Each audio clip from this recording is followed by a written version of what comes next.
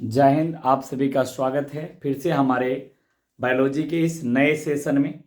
तो आज हमारे पास बायोलॉजी का एक इम्पोर्टेंट सेशन है जहां से क्वेश्चन एग्जाम में बनता ही बनता है। ठीक है, तो चलिए हम सेशन को स्टार्ट करते हैं।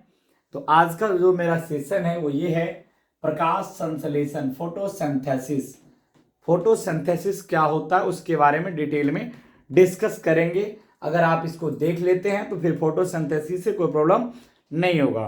तो देखिए कह रहा है फोटोसिंथेसिस, सभी हरे पौधे सूर्य के, इसका परिभाषा मैं आपको लिख दूं पहले। तो सभी हरे पौधे सूर्य के प्रकाश की उपस्थिति में पर्णहरित की सहायता से CO2 एवं H2O के द्वारा अपना भोजन स्वयं कार्बोहाइड्रेट बनाता है, प्रकाश संश्लेषण कहलाता है। यानी सभी हरे पौधे क्या करते हैं, सूर्य के प्रकाश की उपस्थिति में पर्णहरित, जो पत्ती में पाया जाता है, पर्णहरित की सहायता से कार्बन डाइऑक्साइड और जल के द्वारा अपना भोजन स्वयं जो है कार्बोहाइड्रेट संश्लेषित करता है।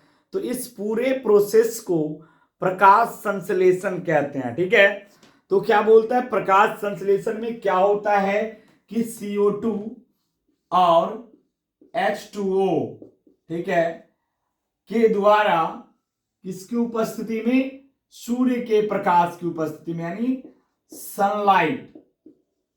सनलाइट की उपस्थिति में पर्णहरित यानी क्लोरोफिल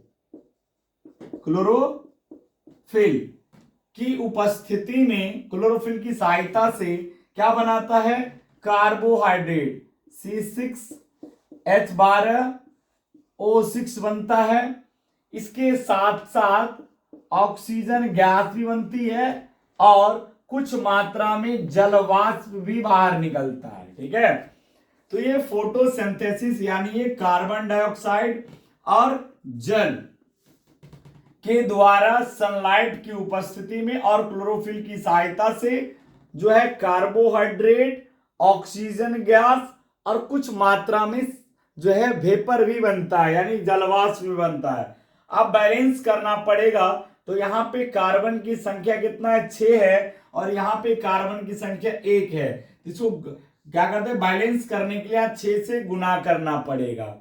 ठीक है, तो कितना आ जाएगा, कार्बन हो जाएगा 6, बैलेंस हो गया। उसी प्रकार हाइड्रोजन यहाँ पे 12 यूज हुआ है। ठीक है, और यहाँ पे 2 है, तो क्या करिए, यहाँ पे 12 से गुना कर दीजिए पीछे में। तो हाइड्रोजन कितना आ जाएगा, 12 दूना 24 हो गया।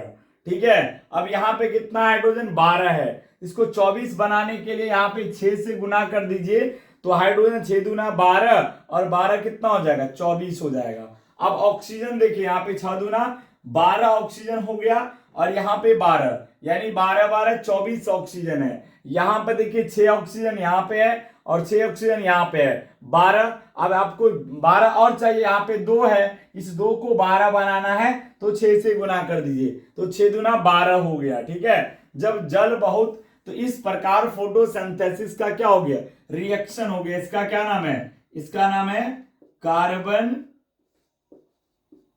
Dioxide, carbon dioxide. और ये क्या है, जल है, ये क्या है, जल है। ठीक है, ये बनाता क्या है, यानी कार्बोहाइड्रेट बनाता है, कार्बोहाइड्रेट, ये कार्बोहाइड्रेट का फॉर्मूला है। और ये क्या है, ऑक्सीजन गैस है, ऑक्सीजन गैस, ऑक्सीजन गैस है। और ये क्या बनता है, जलवाष्प बनता है, जलवाष्प। ये क्या बनता है, जल वाष्प बनता है। ठीक है, ये जलवाष्प। तो ये फोटोसिंथेसिस का क्या हो गया, आपका रिएक्शन हो गया, जो रिएक्शन के साथ लिखा जाता है। ठीक है, तो आप एक बात देखिएगा कि फोटोसिंथेसिस में क्या होता है कि प्रकाश संश्लेषण में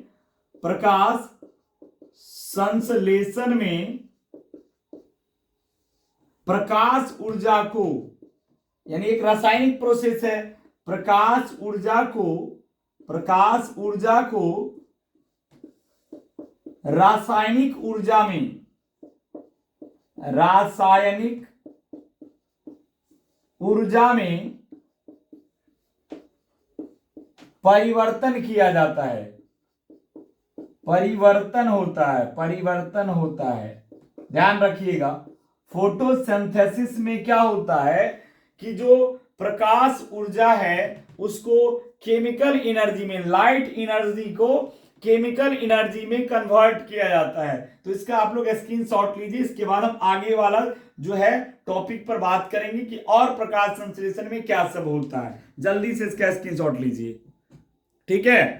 चलिए, तो इसके बाद और मैं कुछ बता दूं, अगर दिखाई दे रहा होगा, देखिए जो प्रकाश संश्लेषण जो होता है, प्रकाश संश्लेषण लाल रंग के प्रकाश में, लाल रंग के प्रकाश में तीव्र गति से होता है, तीव्र गति से होता है।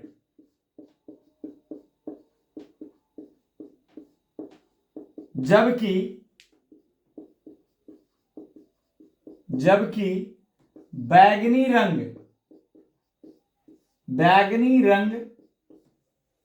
के प्रकाश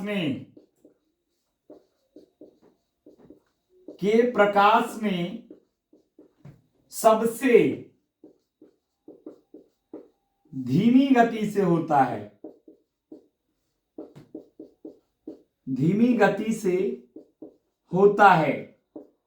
यहां तक आप लोग जल्दी से नोट डाउन करिए। यानी प्रकाश संश्लेषण की जो क्रिया होती है वो लाल रंग के प्रकाश में वेरी फास्ट होता है, जबकि बैगनी रंग के प्रकाश में सबसे स्लो गति से होता है, ठीक है। जल्दी से आप लोग इसका स्क्रीनशॉट लीजिए, इसके बाद हम आगे बढ़ेंगे। चलिए, तो आगे लेके चलते हैं हम आप लोगों को, वहां तक समझ में आ गया होगा, ठीक है। अगला पॉइंट ये होता है कि प्रकाश संश्लेषी अंग, यानी प्रकाश संश्लेषी अंग किसको कहेंगे? तो प्रकाश संश्लेषी अंग उसको कहेंगे जहां पे जिस अंग में प्रकाश संश्लेषण की क्रिया होती है उसको कर लेंगे प्रकाश संश्लेषी अंग, ठीक है। तो प्रकाश संश्लेषी जो अंग होता है वो पौधों के पत्तियों को कहा जाता है, पौधों के पत्तियों को प्रकाश संश्लेषी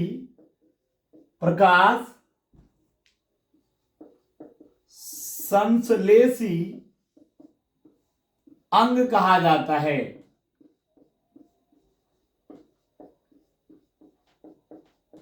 क्योंकि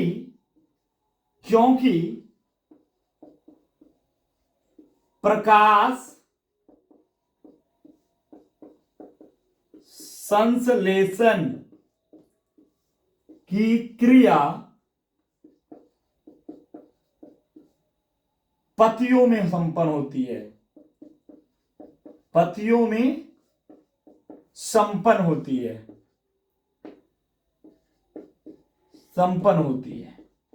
इसलिए इसको क्या बोलेंगे? प्रकाश संश्लेषी अंग।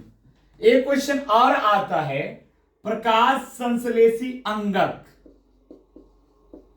प्रकाश संश्लेषी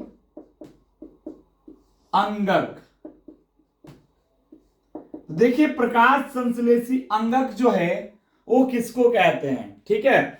तो प्रकाश संश्लेषी अंगक जो है वो क्लोरोफिल को कहा जाता है, पर्णहरित यानी हरित लवक को कहा जाता है, ठीक है। यानी प्रकाश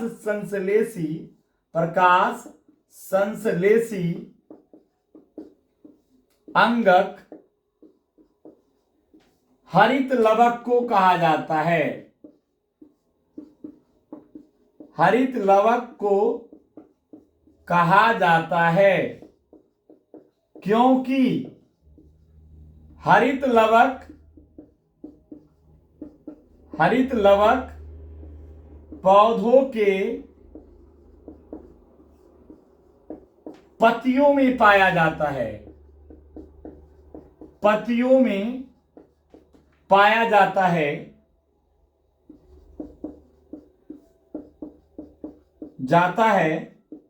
जहां प्रकाश संश्लेषण की क्रिया संपन्न होती है, जहां प्रकाश संश्लेषण की क्रिया संपन्न होती है। ध्यान रखिए, पत्ती में तो क्या होता है, प्रकाश संश्लेषण की क्रिया, लेकिन पत्ती में क्या होता है, हरित लवक होता है। उसी हरित लवक के अंदर क्या होता है, फोटोसिंथेसिस की क्रिया संपन्न होती है। एक क्वेश्चन और पूछा जाता है कि हरित लवक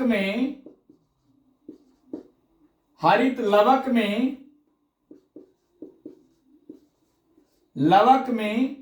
मैग्नीशियम पाया जाता है,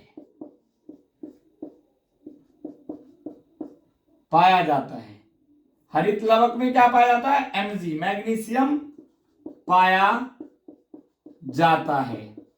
पूछा जाएगा कि पत्तियों में जो हरित लवक पाया जाता है उसमें कौन सा धातु तत्व होता है, तो उसमें मैग्नीशियम धातु तत्व पाया जाता है। ठीक है, ये क्वेश्चन आपको देखने को मिलेगा एग्जाम में कि प्रकाश संश्लेषी अंग किसको कहते हैं, तो पौधों के पत्ती को कहते हैं। जबकि अगर प्रकाश संश्लेषी अंगक की बात आवे तो प्रकाश संश्लेषी अंगक हरित लवक को कहा जाता है, और हरित लवक में क्या पाया जाता है, मैग्नीशियम तत्व पाया जाता है। ठीक है, ध्यान रखिएगा। है ना, एक और क्वेश्चन आता है कि प्रकाश संश्लेषण में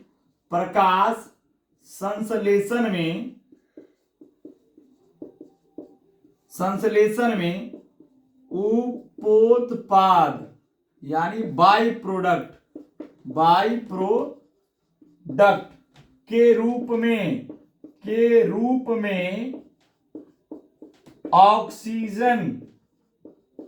ऑक्सीजन गैस उत्पन्न होता है। यानी बाय प्रोडक्ट के रूप में क्या उत्पन्न होता है, ऑक्सीजन गैस उत्पन्न होता है। ठीक है, जल्दी से इसका आप स्क्रीनशॉट लीजिए। ठीक है, और क्वेश्चन लिख सकते हैं, जल्दी से ले लीजिए, कुछ और क्वेश्चन बता देते हैं। ठीक है, प्रकाश संश्लेषण में जो जल होता है, ऑक्सीजन O2 गैस जल के टूटने से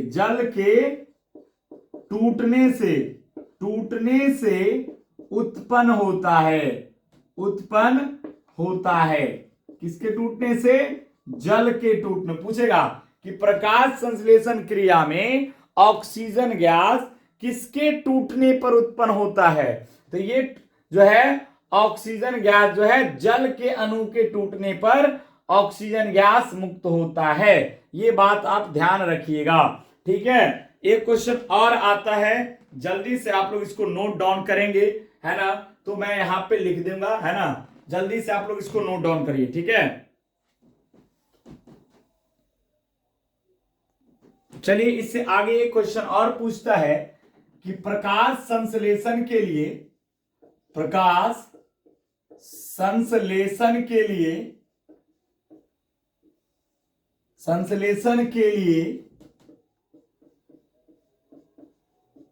किन किन पदार्थों की आवश्यकता होती है, तो प्रकाश संश्लेषण के लिए 4 आवश्यक पदार्थों की आवश्यकता होती है।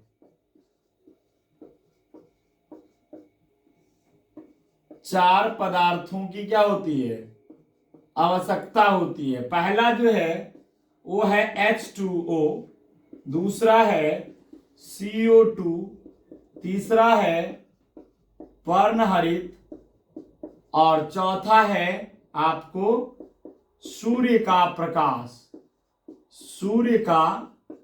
प्रकाश। ठीक है, ध्यान रखिएगा कि प्रकाश संश्लेषण के लिए 4 तरह, यानी जल, उसके बाद कार्बन डाइऑक्साइड, कार्बन डाइऑक्साइड, इन सब पदार्थों की क्या होती है, आवश्यकता होती है। तभी जाकर इनमें से अगर एक भी पदार्थ की कमी हो जाए तो फोटोसिंथेसिस की क्रिया संभव नहीं हो पाएगा। इसलिए इन चारों पदार्थ की आवश्यकता होती है, जो सबसे इंपॉर्टेंट है। इसके बिना जो है फोटोसिंथेसिस की क्रिया संभव नहीं हो सकती है। ठीक है, तो आप लोग को फोटोसिंथेसिस से जो क्वेश्चन आता है वो मैंने कराया। अगर आपको ये वीडियो अच्छा लगा और सेशन समझ में आया तो हमारे जो है पेज को और यूट्यूब चैनल को, पेज को फॉलो कर दीजिए और यूट्यूब चैनल को लाइक एंड सब्सक्राइब कर दीजिए और अपने दोस्तों में शेयर कर दीजिए।